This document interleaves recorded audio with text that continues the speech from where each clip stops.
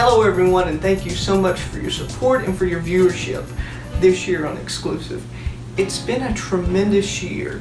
All of the segments and people we've been able to talk with and interview. It's been, as I would like to say, just open doors from God that no man can close. And I've just been so honored and blessed for your support and for your viewership. And even just this week, some people was telling me how much they had enjoyed segments that has been broadcasted. And it kind of surprised me because being in another city, miles away from home, and people are telling me that. And I'm like, thank you. And all praise goes to the Lord because it does. Because it's just another example to me that He has used this ministry to be able to reach and hopefully spread hope to others and a message to them. Of course, our theme or our slogan, whatever you would want to call our mission statement, has always been incredible stories because of an incredible God. And that is so true. And each and every person has had different experiences and different life events that they share, but each one has a story to tell because we have an incredible God. And thank you so much for watching and tuning in on these broadcasts, because from what I've learned and heard, it has impacted and blessed so many of you. Thank you from the bottom of my heart, as I would like to say. Every year at Christmas I come to you and I like to share a little bit of a song that helps remind us of the true reason of Christmas, which is Jesus Christ. This year is no different. Even just yesterday in a grocery store, I was talking with a man, a Salvation Army bell ringer, and I was sharing this story behind this song with him because William Booth founded the Salvation Army, and his grandson would write this incredible song. William E. Booth Clyburn was his grandson's name. And years ago, in I believe 1921 was the year, William E. Booth Clyburn was holding a revival meeting in California. And it was a tent revival meeting. And God just began to work, and healings took place, and just incredible ministry went forth. And he began to talk with people that had invited him to come and minister and said, we need to keep this going for another weeks or months here because God is truly moving.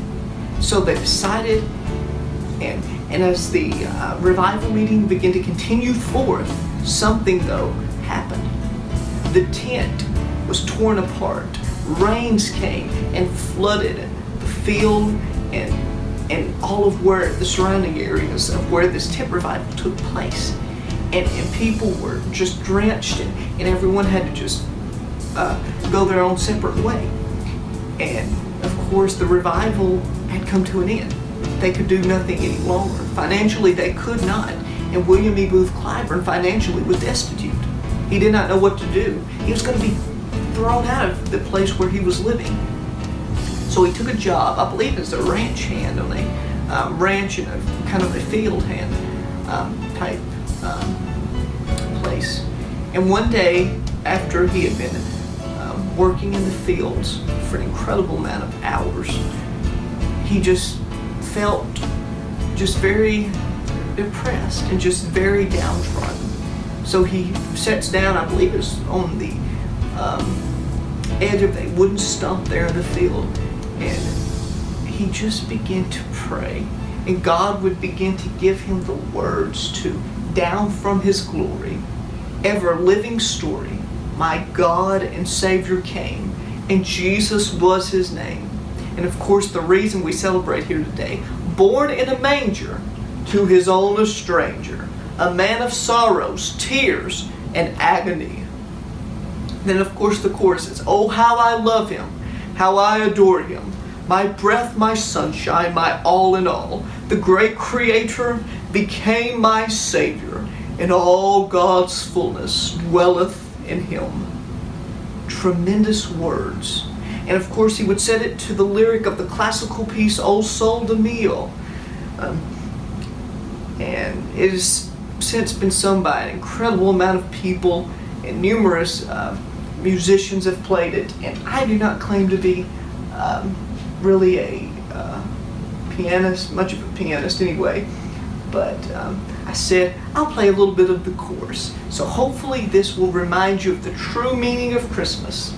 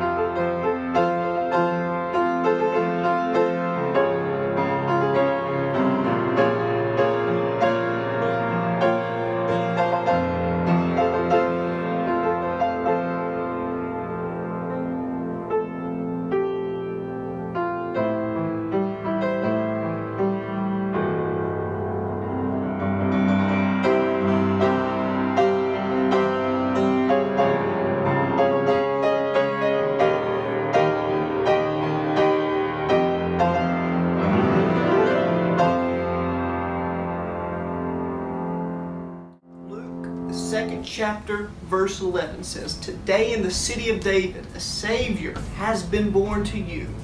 Not a baby, but a Savior.